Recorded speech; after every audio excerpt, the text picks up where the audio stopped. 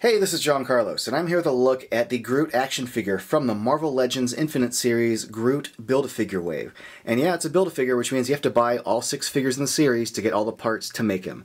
Now, this series consists of intergalactic figures from the Marvel Comics, like Iron Man and Nova, and features the Guardians of the Galaxy movie action figures.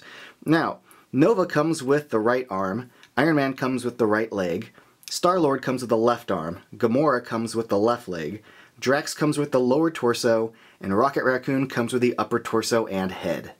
Each of the Marvel Legends comes with an instruction sheet on how to assemble them, so once you've got all the figures, then you can take the accessories of the Build-A-Figure and start putting them together. And so far, it's going pretty good. Everything snaps in quite nicely.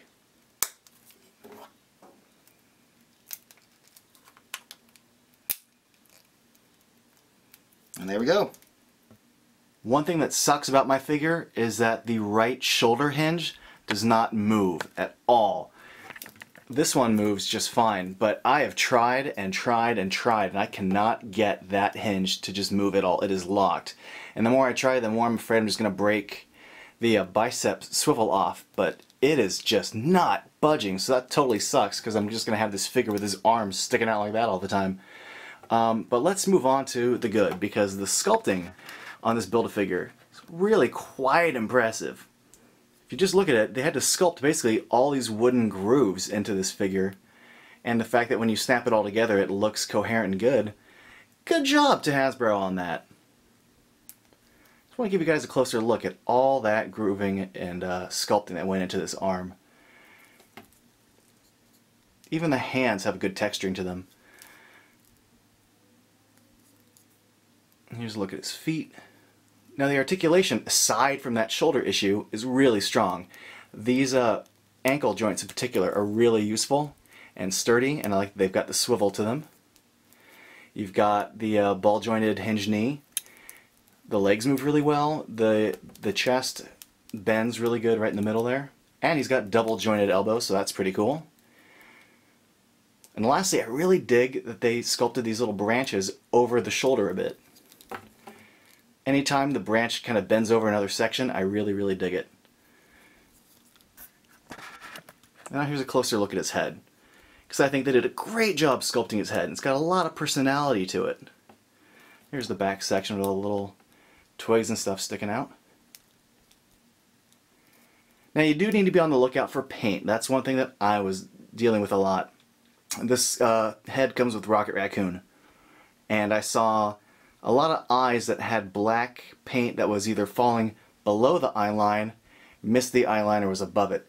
This one is not 100% totally perfect, but it was pretty close.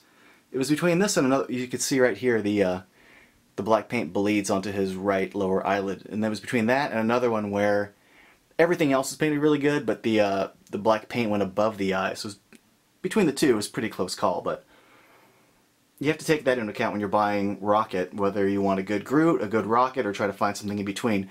Be on the lookout for the mouth lines, but other than that, I think the paint on this turned out great. I like the use of green that's highlighted in there. That little crack that goes along his mouth there, it's really well done, all the painting, including the green paint that they did here. All the shading they did on his chest, they did on his back, there's a little bit on the arms. And they also used like a lighter brown to highlight certain areas of the tree trunk legs. So the use of a light brown along with green, really good paint job being done on this toy. So here's Groot with all the other Guardians of the Galaxy movie figures. And I gotta say, even though his arm is pretty stiff, I found a good use for it. If I just leave it out like that and bend his elbow upward, he can always be giving Rocket a ride. I do dig the figure despite that arm issue. I don't think everyone's going to have that arm issue, just me and a few lucky others. But I think the sculpting on it is great. The paint's good too. Even just the use of black paint on the eyes, they did a great job painting that sculpt. It does convey a lot of Groot's personality. That sculpt really is an awesome face sculpt, and all the detail that went into the woodwork on his body. I really dig the figure a lot, and I think the series as a whole, they look really good, and I think that Groot actually has some of the best sculpting of all of them. I dig this a lot. Thanks for watching.